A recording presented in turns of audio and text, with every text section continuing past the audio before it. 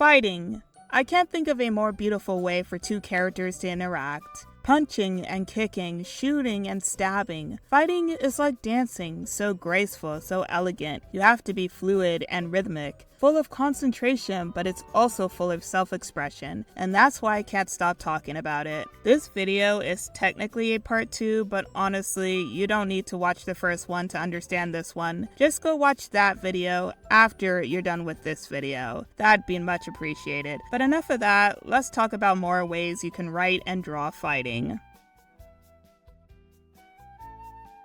Fighting style should have been the first thing I mentioned because it makes your life so much easier when you begin writing and drawing. Doing a quick search, I found around 180 different fighting styles. The most popular are some you've heard like karate, taekwondo, kickboxing, tai chi, jiu-jitsu, and these hands. Never underestimate the power of these hands. These are all different fighting styles with their own techniques and rules. It may seem like nothing to the naked eye, but when you break it down, a bunch of fictional characters fight within a style. Batman, everyone knows Bat Dude, so across his different iterations, you can often see him using ninjutsu, specifically stealth or straight up kung fu. Of course, no normal person associates Batman with kung fu, but at the end of the day, that's what he's using to fight, as well as a bunch of other fighting styles. Some more random examples would be like Samurai Jack, who uses Bushido and Kung Fu. Avatar has different fighting styles, and I think it's cool that they're separated into different regions. Airbenders use Baojiang, which is a Chinese martial arts. Waterbenders use Tai Chi, which is also a Chinese martial arts. Earthbenders use Hung Gar, which is a southern Chinese Kung Fu martial arts. And lastly, Firebenders fight using Northern Shaolin Kung Fu. So if you're curious about combining magic systems with fighting styles, there you go. Avatar proved it was possible. And you see, whether it's Batman, Samurai Jack, or Zuko, everyone was Kung Fu fighting, and they were indeed as fast as lightning. But in all seriousness, there's a reason why Kung Fu is just so popular. It is a very effective way to fight. It includes a variety of moves and techniques, and it just looks so freaking cool. Now, you may be wondering what fighting styles I chose for 2152, the trifold article. It's a mixture of kickboxing and bojutsu. But did I know that when I started writing the book? No, not at first, no. When I started writing and drawing, I realized that some of the techniques matched up with kickboxing and bojutsu. But you know what? I should call it dirty kickboxing and dirty bojutsu, cause sure, they're doing the moves, but they all put their own self-taught, underprivileged spin to it. Like, to be honest, most characters are just striking, swinging, punching, and kicking. I would write specific moves like a helicopter spin, and then I had to go look at references of people doing helicopter spins. I'm glad the internet has a plethora of martial artists just showing off how they pose and fight. Anyways, even though these characters are using lances, I often just reference stick fighting, but for moves that don't use weapons like sweep kicks, I found myself referencing kickboxing videos and images. So yeah, I think it's okay to mix and match fighting styles to create something brand new and unique. Bojutsu and kickboxing are an extremely strange combo, but I can make it work. I came up with this weird headcanon that the first agents like 100 years ago must have been kickboxers and martial artists during the apocalypse. They teamed up and spread their teachings for generations or something like that. Wait a minute. I'm just like realizing right now, why am I calling it a headcanon? Like, I wrote the story. I could just make this canon. Yeah, this is canon now. That's canon. Now I have to like write up a 10-page summary for these two because I have no self-control and this is gonna take up most of my day. Thank you, YouTube video. But anyways, back to fighting. If you've already chosen a fighting style, that's great. Now you just need to learn about attacks and defenses since every fighting style has them. I feel like a lot of it stems from these hands fighting styles. You know, you thought this was a joke, but no, it's very much valid. Some attacks include punching, which is striking someone with your fist, kicking, which is striking someone with your foot, pushing, which is exerting force onto someone, moving them away from you, and grappling, which is grabbing and holding your opponent. These all sound insanely basic, but there's several ways to punch, and there's several ways to grapple, and all these things can be fun to explore when you combine that with the fighting styles. Now that we understand the common attacks, let's talk about the common defenses. These are important too because sure, you can attack all you want, but if you're not defending yourself, you're as good as dead. Because believe it or not, people aren't built like Call of Duty characters. You need to protect your flabby flesh suit. Dodging, which is avoiding your opponent's blow. Blocking, which is stopping or deflecting your opponent's attack. Parrying, which is similar to blocking, but you're more so pushing away the attack. And shielding, which is just blocking but with an object. You can combine attacking and defending together to create some fun looking fights. Add in different fighting styles too, and it's just chef's kiss at that point. I think most writers, myself included, like to show off these different attacks and defenses by hosting a tournament. The idea is so great because there's no deep motivation, it's just pitting characters against each other and seeing who'd win and how. From the top of my head, some shows that include tournaments would be The Legend of Korra, which is inspired by K1 fighting as well as MMA fighting to create the tournaments. Dragon Ball also has some pretty cool tournaments, and if you're wondering what the fighting style is, it's Kung Fu. There are a bunch of different styles in this anime, but Dragon Ball was inspired by Journey to the West, which is karate and Kung Fu. So yeah, that's that. Everybody was indeed Kung Fu fighting. I added in a tournament to my book as well. If someone was to ask me what the main goal of this chapter was, I'd say it was to compare Brie and Hippie Girl and the effects of societal ostracization to the fragile human desire for public approval, as well as give a visual reference for what they're going through mentally, since we've only been given hints up until then. It's the chapter that focuses on alienation, self-esteem, and hopelessness, and how second chances are a dead art form in the modern society. Now that's my red door explanation of the chapter. My true ignoramus blockhead explanation is that I want fight.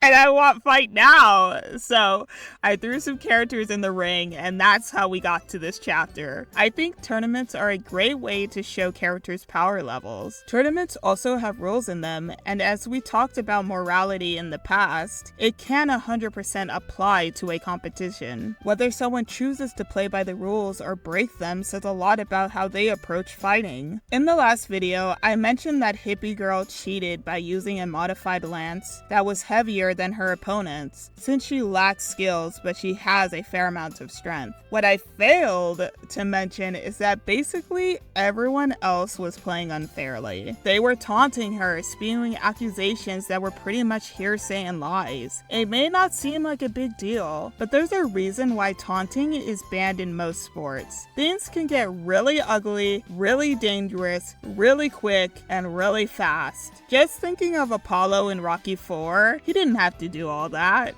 And now we see how he ended up, or how Alejandro bodied his brother for calling him Al and making fun of his situationship with Heather. That dude got knocked the out. Taunting usually comes when someone underestimates their opponent. Psychologically, it lowers the guard of the taunter and raises the guard of the taunted. Anyways, they taunted her. They gave her a weapon that was straight up broken so that she couldn't fight as effectively, hence the reason why she left to get a modified lance that was basically cheating. And then after she came back and the match began, her opponent had a false start and no one flagged it because they hated Hippie Girl that much. So yeah, I used the tournament to demonstrate how much one character is hated, but I think there's something here itself to show how rules can be broken and disjointed in a fight depending on the person's morality.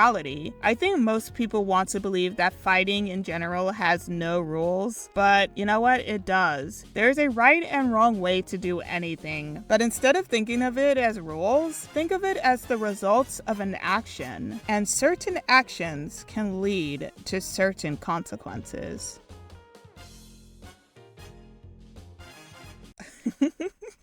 I'm already laughing because I already see someone who's like, this again? I know. We already talked about this, but I wasn't finished yapping, okay? Am I allowed to yap about the teacher some more? Gee whiz. But anyway, we discussed how the teacher-student relationship can be compared to parenting styles, such as a teacher being authoritarian, permissive, uninvolved, or authoritative towards their student. But I also want to raise more aspects of it. When I was in band class, my teacher told me this phrase: practice doesn't make perfect. Perfect practice makes perfect. That means that while you can practice doing something all day and all night if you want, if you practice aimlessly with no intention or direction, you'll eventually fail. And if not failure, you'll create results that may seem good on the outside, but are actually pretty destructive internally. That's why it's so important to get instructions from someone knowledgeable. Hey guys! We're all artists here, so we can relate to this to a degree. It's story time.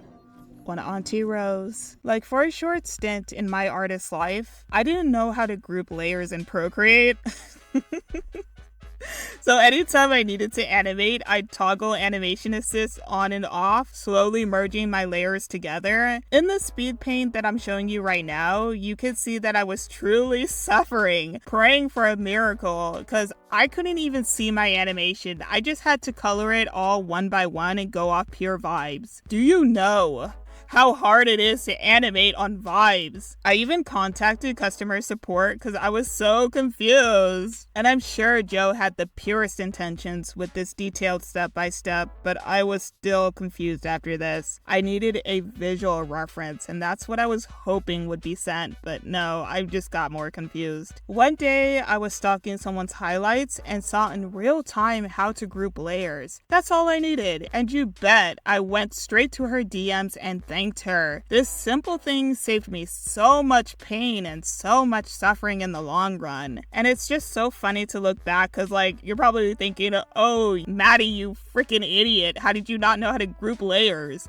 But you'd be surprised how much some people just don't pick up on things unless it's just shown to them. And I'm one of those people who just needs something shown to me. So yeah, anyways, like sure, I technically knew how to make a colored animation in Procreate. See, I was doing it right. This is a colored animation in Procreate. But with the proper instruction, I was able to make my animations look better and it became 10 times more easier. I can't even imagine trying to do anything complex with the method I was trying to do. So yeah, someone can fight any old way and stumble into success, but that success can become more concentrated and consistent with a bit of guidance. Let's look at some examples of teaching styles paired with instruction. Toph is an amazing instructor with a terrible teaching style. First things first, what makes Toph good? She doesn't show off. When Aang suggests that they start off doing advanced moves like the Trembler or making a whirlpool out of land, she says, yeah, no. Let's start off by working on your stance and moving a rock. She emphasizes being steady and strong, giving clear yet basic instructions on how to earthbend. I like how she keeps pushing and poking him to drive that point home, that your stance is everything. It's good instruction, but Toph's teaching style is pretty dubious. It's very authoritarian, a lot of insulting, intimidation, and name-calling. Even Katara tries to explain that Aang responds better to encouragement and kind words. That's common in authoritative teaching, which is the best kind of teaching, but Toph isn't having it, and Aang partially gives up. Anyways, I think Toph is an amazing instructor, breaking down the technique to something clear. But you know what, guys? You know who's one character who can't teach for shit? Shang. Shang is a terrible instructor with a terrible teaching style. I'm so sorry, but Shang's method needs help. He doesn't demonstrate anything or break down what they're doing. He kind of just starts moving and expects you to copy him. He told them to go get the arrow, but bro, why don't you go get the arrow?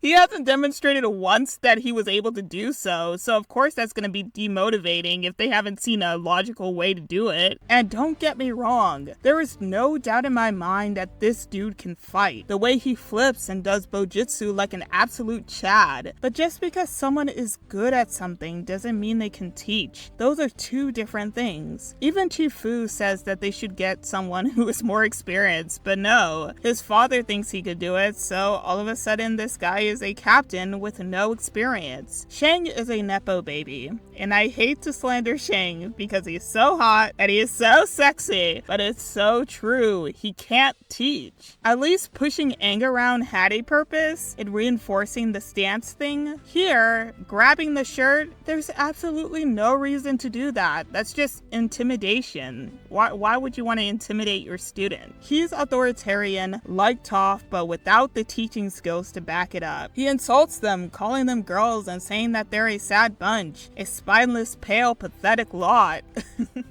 It's so sad because I really don't think Mulan got better because she listened to Shang. Like, I think she just persevered hard because Shang told her to kick rocks and she was all like, okay, no, I now have to go get this arrow or I'm going back home. I need to go get this damn arrow. I mean, Shang was out here with the horse and everything. She was like, girl go, girl bye. It's so sad. I really don't think this guy could teach. When Chi Fu said literally in the next scene, like the scene after this training montage in this banger song, Chi Fu says, "Those boys are no more fit to be soldiers than you are to be captains.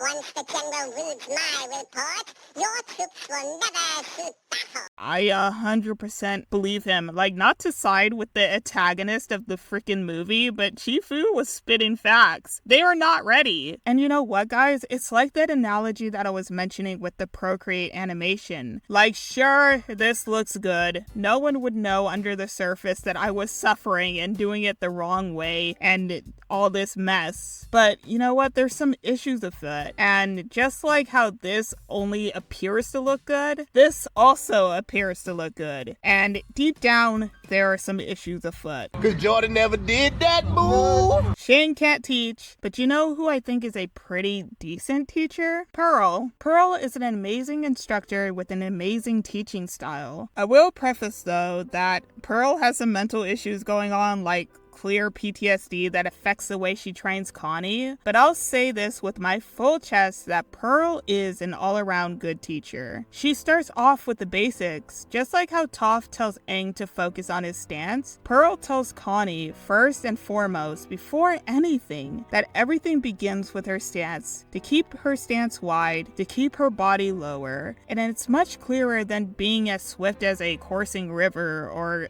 being as tranquil as a forest. I'm sorry.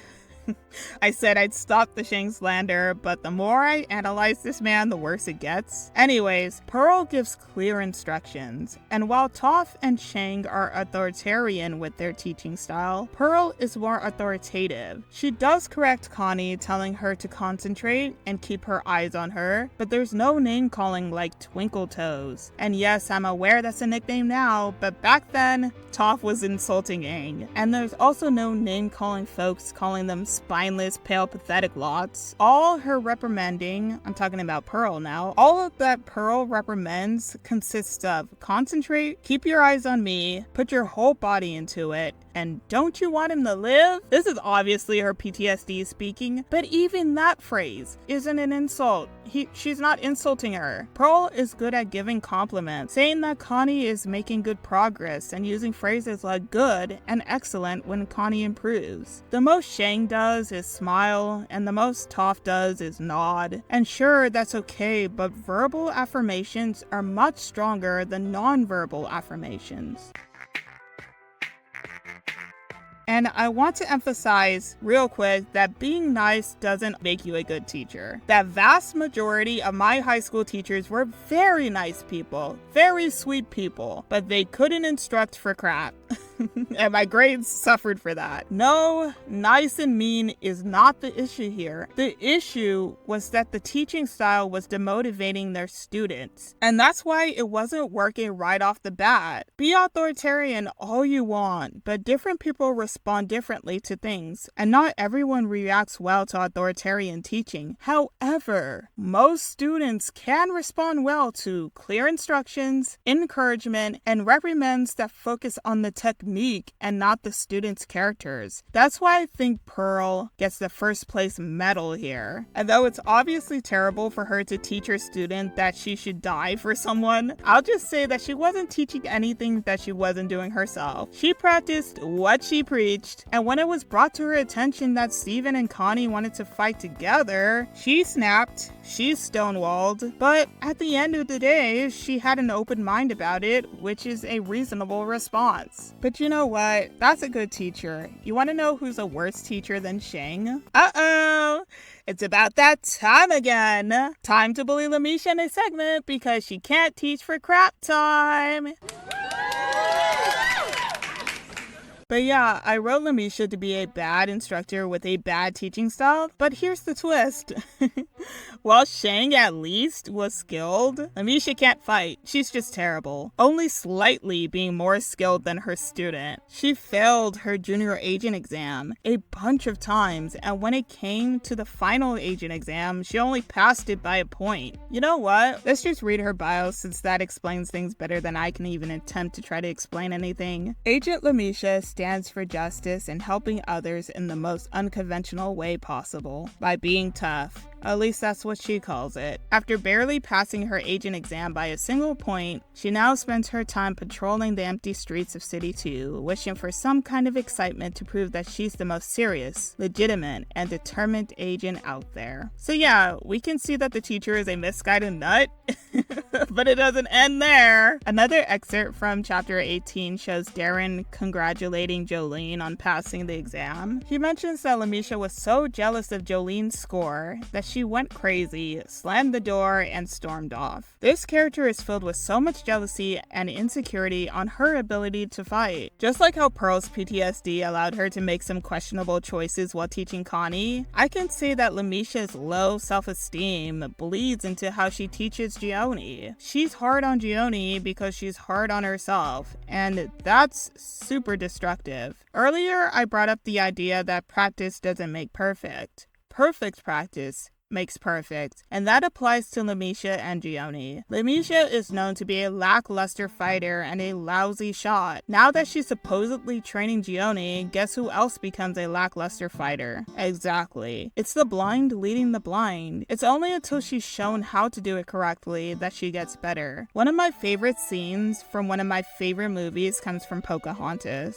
And I know everyone and their mom's dog hates this movie, but I'm not one of those haters. I just like this movie because it's super quiet, the animation is super good, and the music is super catchy. So that's my, surface level defense for it. But we're not talking about that. What I want to bring up is the scene with John Smith and Thomas. Thomas couldn't shoot, and it was a thing that was brought up a bunch of times throughout the movie that Thomas can't shoot. It wasn't until John advised him to shoot with both eyes open that Thomas could become a better shot. Like, this one little line kicked off the climax of the film, and I love that. Also, this advice that John gave Thomas directly saved his life from Cocoam. That's just so freaking cool. And since no one remembers or likes this movie as much as I do, I think I'm about to steal! I may just steal this for my book. And no one is gonna freaking stop me. So yeah, the teacher is just as important as the student. And really, a lot of these examples I showed, the training lasted about one episode or one montage? For my book, to be honest, I just briefly brought it up, so you don't have to spend 10 chapters training. It can be a segment or a brief moment. Mixing in good and bad teachers can also spice things up and make them more interesting. Okay, that's all I have to say about this. Now that that's settled, let's talk about art again. Yeah, I'm talking about art again. Who would have thought?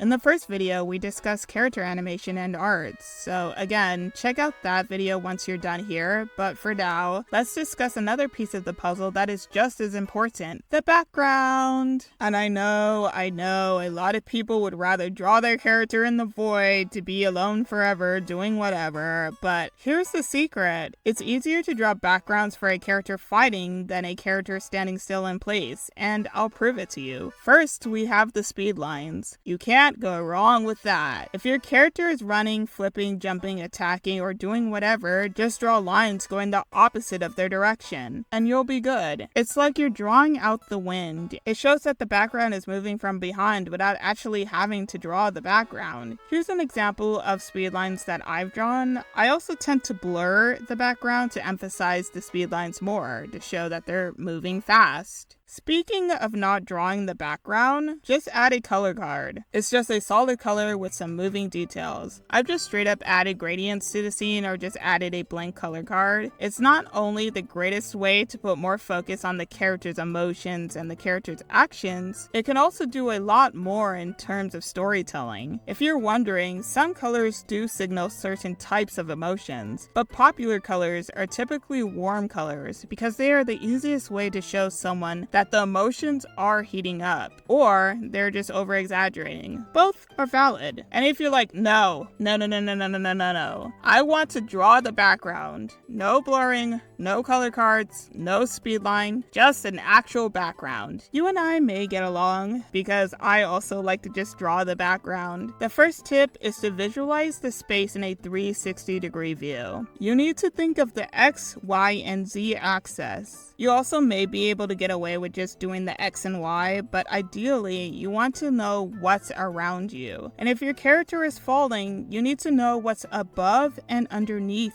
your character. Something I do to help keep track of the angles is creating maps like this. It just helps me understand what's going on. But this is kind of a bad example because obviously drawing a fight scene indoors is harder than outdoors. But of course, drawing a fight scene in the city is harder than drawing it out in the desert or the woods. Why is that? It's because of recognizable landmarks. You want to avoid those as much as you can. For one reason, I just think of it like the Flintstones. We've seen them run by that door like a billion times.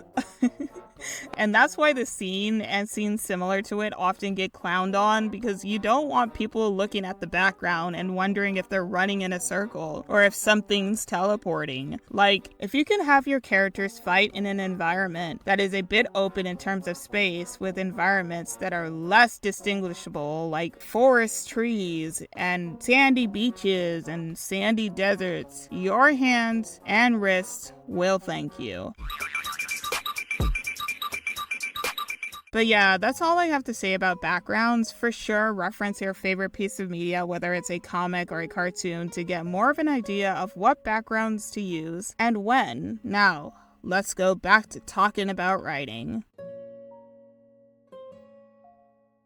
Fighting a monster, whether it's a zombie, alien, or mutant, is always different from fighting a human. With humans, you have to worry about what weapons they may possess, their skill level, and their strength. But with monsters, certain things may vary depending on what it is, and some things may not be relevant at all. Let's start off with zombies, my favorite type of monster. In most media, they have a certain level of invincibility, meaning that you can attack their arms, legs, body, and they won't fall, and that you mostly have to attack their head because that's what's controlling them. I mean, let's compare that to a human. You cut someone's arm off and they pretty much bleed to death. But since zombies are already dead, there's no way to really kill them than attacking the head, the one place controlling them. So if your story was to take place in the zombie apocalypse, of course, some weapons are better than others. Long-range weapons like bows or a gun with a silencer. Since we know that zombies like to bite, the best weapons would always be the kind that puts some distance between you and the zombie. And this extends to aliens and mutants as well. Whatever attack this monster poses, you have to think and work around that. So I bring this up because you want to know what weapon your character is using. And depending on the monster, I feel like there should be a little correlation between that. So let's say we have aliens who spit acid up to 3 feet. It's probably best to get a machine gun and stand 4 feet away. Or what if we have a mutant that's immune to bullets? I think then it's best to follow them, being stealthy of course, and experimenting with different weapons. Maybe it's just best to stab them in the heart or a weak spot. Who knows? Every monster has a strength or weakness, and the way they attack can vary as well. I'll just say that something as simple as a Goomba can kill you, simply by bumping into it. That is so OP. Wait. That is so OP when you put it into real world logic. And we make fun of them so much, but Goombas have the touch of death. That's overpowered. I'm sorry, that's overpowered. Now thinking about it, video games are a pretty decent reference for seeing how different monsters react to different attacks. Yeah, I should have just said that from the beginning, like how you can jump on a Goomba, but you can't jump on a piranha plant, so you have to use a fireball. But you can't use a fireball on a Boo, so you have to use a superstar. Stuff like that. So not every weapon works with every monster, and it requires a bit of strategy to come up with different weapons and attacks to defeat these monsters. So going back to my book, if you're wondering about the properties of a Tenebris, basically if you hit one hard enough, it'll die. And although you can shoot it with a gun, it's just more practical to hit it with an object, anywhere on its body, but ideally the torso or head. The thing is, it has teeth